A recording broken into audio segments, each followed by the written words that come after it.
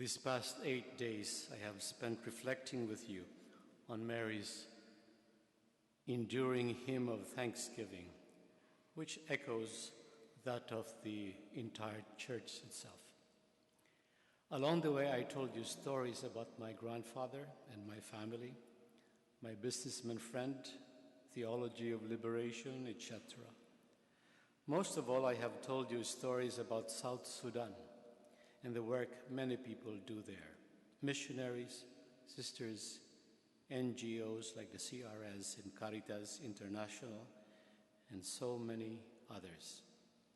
In a very true sense, these are the signs that the Gospel speaks about, signs that for us, devotees of the Blessed Mother, are miracles that God continues to perform on behalf of the poor and needy, on behalf of a new country in the process of reconstruction.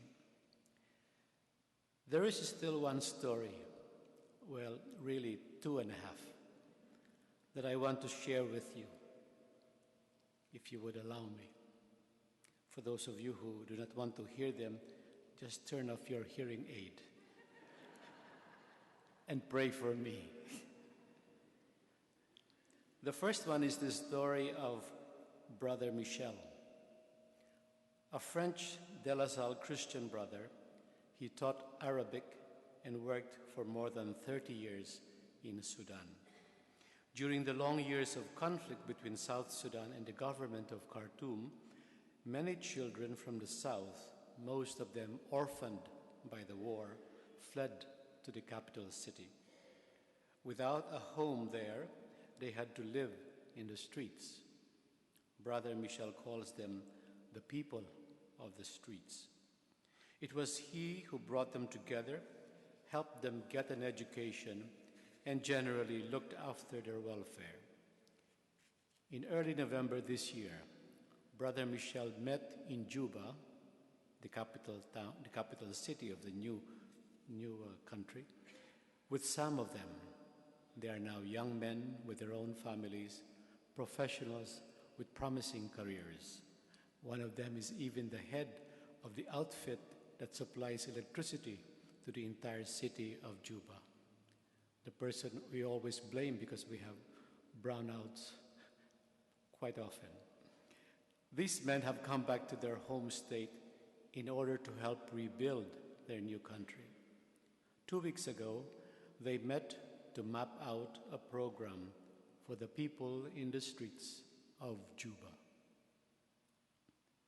Hearing this story inspires me no end. What a beautiful thing to see. The beneficiaries of an act of love now becoming the protagonists, the initiators of essentially the same act of love. Deeds of kindness being repeated in the present by those who received them in the past. I am reminded by what my father said. The good deed done to you, if you embrace it and allow it to transform you, will come back as another round of blessings on other peoples and other generations. When one thinks about it, isn't this what Mary was referring to when she says in the Magnificat, God remembers his mercy to Abraham and his descendants forever? God remembers. How? By allowing the act of kindness, the act of mercy, to be repeated over and over and over again. And we can be sure this will go on and on. After all, God's memory for acts of mercy, acts of justice, acts of love is indeed very, very, very long. And some say, as long as forever. Such is our experience, and we are sure the experience of those of you who belong to Catholic societies and organizations, members of the Knights of Columbus, Society of St. Vincent de Paul, Legion of Mary, and many others.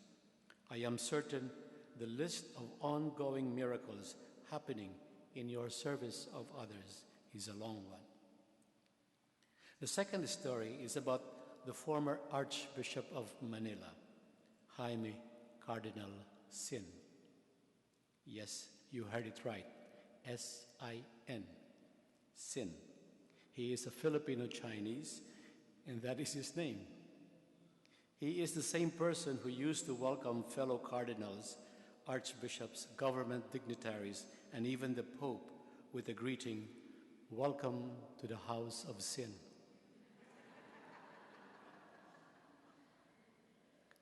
Cardinal Sin is famous for his sense of humor, but concerning Our Lady of the Miraculous Medal, he is dead serious. He told the story of how Mary was instrumental in his vocation to the priesthood. While in the minor or high school seminary that we Vincentians in the Philippines used to run, he once fell so ill that he almost left the seminary for good. During that illness, he said he wrote on a paper a note that said, "If I would get well, I will forever be devoted to you." And he slipped that piece of paper under the foot of a statue of Our Lady of the Miraculous Medal. When he visited the seminary some years after his ordination, he looked for that note and found the paper still under the statue. Up to his death, Cardinal Sin remained a fervent and undying devotee of Our Lady. The story is again another illustration of the marvelous things that God, through our Blessed Mother, keeps granting so many of us. In the basilicas and shrines of Our Lady, here in Philadelphia, in Perryville, Missouri, in Madrid, Manila, and Lima, in Rue du Bac, Paris, and many other places, notes on paper or on marble line the church walls, vestibules, and sanctuaries, proclaiming one thing: "Thank you, Mary, for this grace. Muchas gracias. Maraming salamat po, and merci beaucoup." In different languages, but with the same meaning. God remembers his mercy to Abraham and his descendants forever. These miracles, these graces received, these are the awesome sights and mighty signs that Jesus was speaking of in today's gospel. But not all see them that way. For those who do not have faith, no matter how many signs they see, they will never see miracles. But to those who believe, even the little detail can be a miracle. At the beginning, I said I wanted to share with you today 2.5 stories. The two I already mentioned. What remains is the half a story. This half a story is about a detail. I do not know how much of it is verified as true, but for believers, any sign, any detail can be crucial. We know that a serious concern on the part of the Church in Europe, including the Pope himself, is the growing secularization of the continent. Many are afraid that Europe will eventually lose its Christian character. I, however, share neither the apprehension nor the fear. In my considered opinion, the de-Christianization of Europe will not happen. You see, the story is told that when the designers of the European Union flag were racking their brains for an appropriate symbol that would stand for the solidarity of the European Union's member nations, a peculiar image caught their attention. This image was the 12 stars. In the present flag of the European Union, these stars form a circle at the very center of the blue-colored flag. The last time I looked at the reverse of the Miraculous Medal, I saw 12 stars.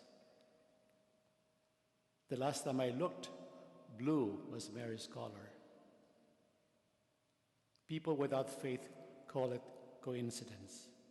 Those of us who believe are convinced that the stars and the color did not come out by happenstance. Someone has left as legacy a part of her miraculous medal.